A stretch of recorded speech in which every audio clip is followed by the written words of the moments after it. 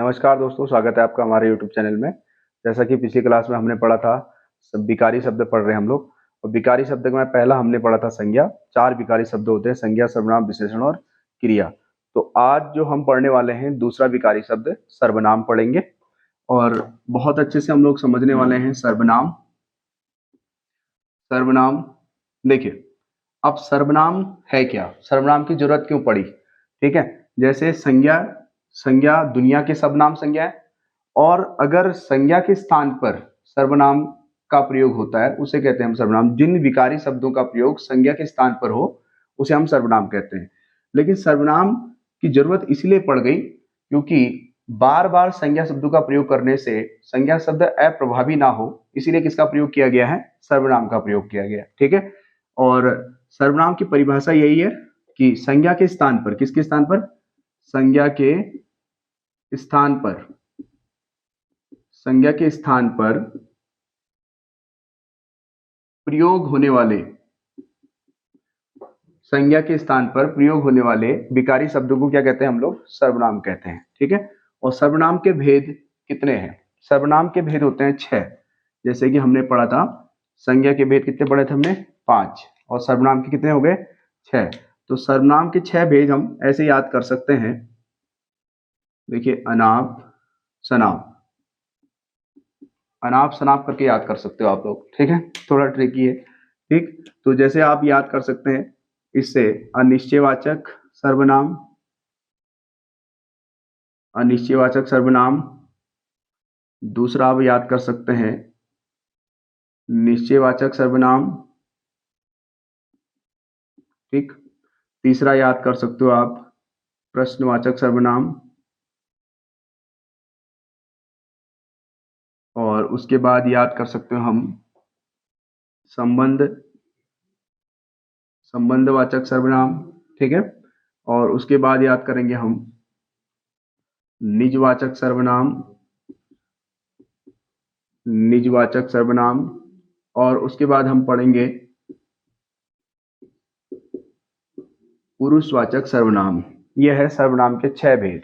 ठीक है, बहुत आसानी से याद हो सकते हैं हमें कि अनाप शनाप, ठीक है, अनिश्चयवाचक, निश्चयवाचक, प्रश्नवाचक, संबंधवाचक, और उसके बाद निजवाचक और पुरुषवाचक। ठीक है, तो इसमें से हम लोग समझेंगे, पुरुषवाचक से शुरू करेंगे। सबसे पहले पुरुषवाचक सर्वनाम क्या होता है, ठीक है, और उसके बाद निजवाचक क्या होता है, संबंध क्या होता है, प्रश्न क्या होता है, और निश्चय और अनिश्चय सर्वनाम क्या होते हैं हमारे।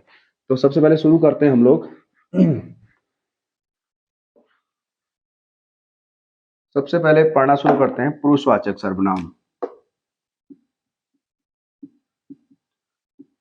पुरुषवाचक सर्वनाम, ठीक है।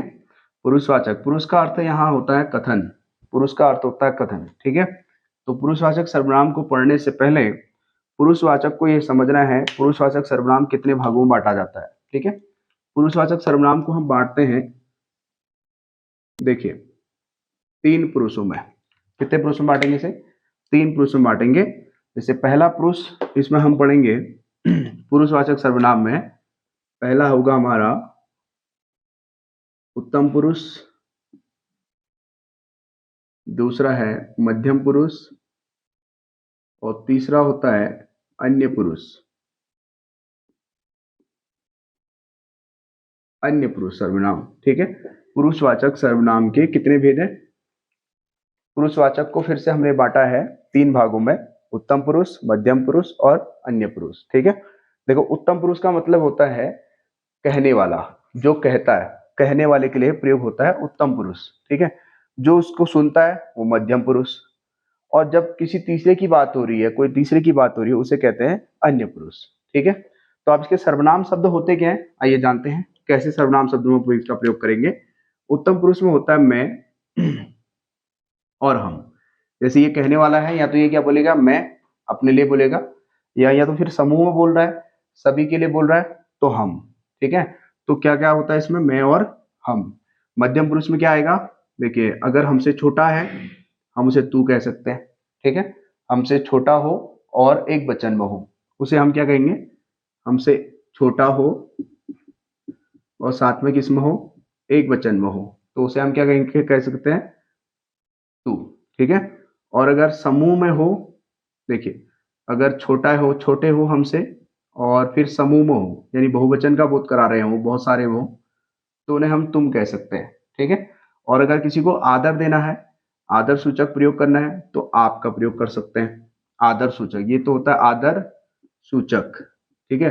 किसी को इज्जत देनी है, चाहे वो फिर बहुवचन में हो चाहे एक वचन में हो, जो ये हमारे क्या होते हैं, आदर सूचक होते हैं, ये हमेशा बहुवचन का ही बोध कराते हैं हमें। लेकिन हम किसी एक के लिए भी कभी भी आप का प्रयोग कर सकते हैं। तो इसमें क्या क्या आ जाएगा, मध्यम पुरुष में तू, तुम और आप। ठीक है। और उसके बाद देखिए अन्य पुरुष की बात करेंगे। अन्य पुरुष किसी थर्ड पर्सन की बात करते हैं, तो तीसरा जो अन्य पुरुष होता है, इसमें क्या क्या आ सकता है। अगर कोई चीज अगर कोई चीज मेरे पास में है,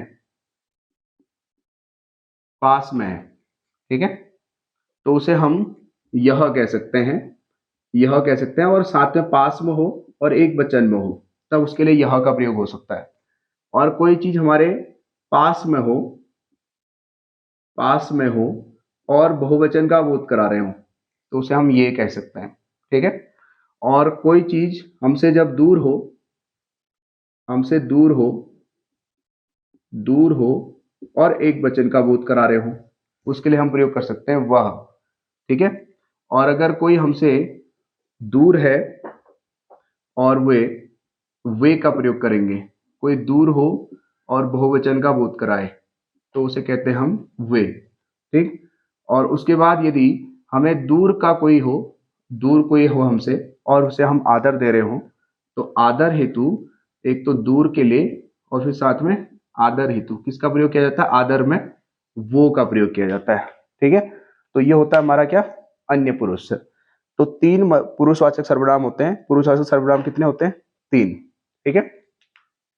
पुरुषवाचक सर्वनाम में एक होता है उत्तम पुरुष, मध्यम पुरुष, अन्य पुरुष। इसमें क्या होता है, उत्तम पुरुष में कहने वाला या तो मैं कहेगा या हम कहेगा, अगर ग्रुप की बात करेगा हम कहेगा।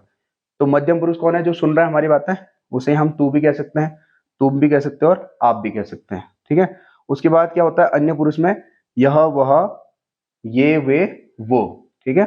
तो ये होते हैं हमारे किसके लिए, अन्य पुरुष में होते हैं। लेकिन इसमें यह ध्यान रखना है, यह किसके लिए होता है, जब कोई चीज हमारे पास में हो और एक वचन में हो, उसे क्या कहेंगे, यह। और कोई चीज हमसे पास में हमारे और बहुवचन का बोध करा रहे हैं, तो ये। और कोई चीज हमारे पास में है, सॉरी दूर है हमसे और एक वचन का बोध कराए, तो वह। और उसके बाद है वे, दूर हो हमसे और बहुवचन का बोध कराए, तो वे कहते हैं। वो किसके लिए होता है, आदर सूचक प्रयोग होता है। ठीक है।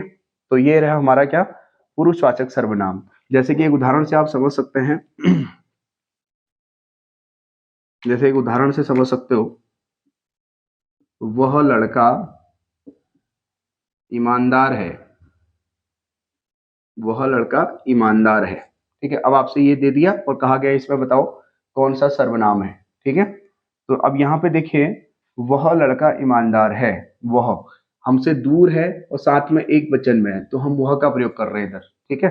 तो इसमें कौन सा हो गया, अन्य पुरुष सर्वनाम, अन्य पुरुष सर्वनाम हो जाएगा हमारा। ठीक है। तो ये रहा हमारा क्या, पुरुषवाचक सर्वनाम।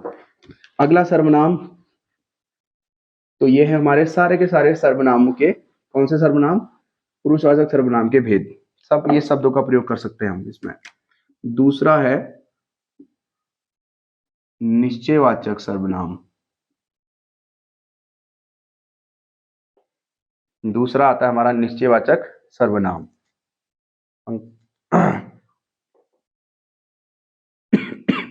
रोक लो।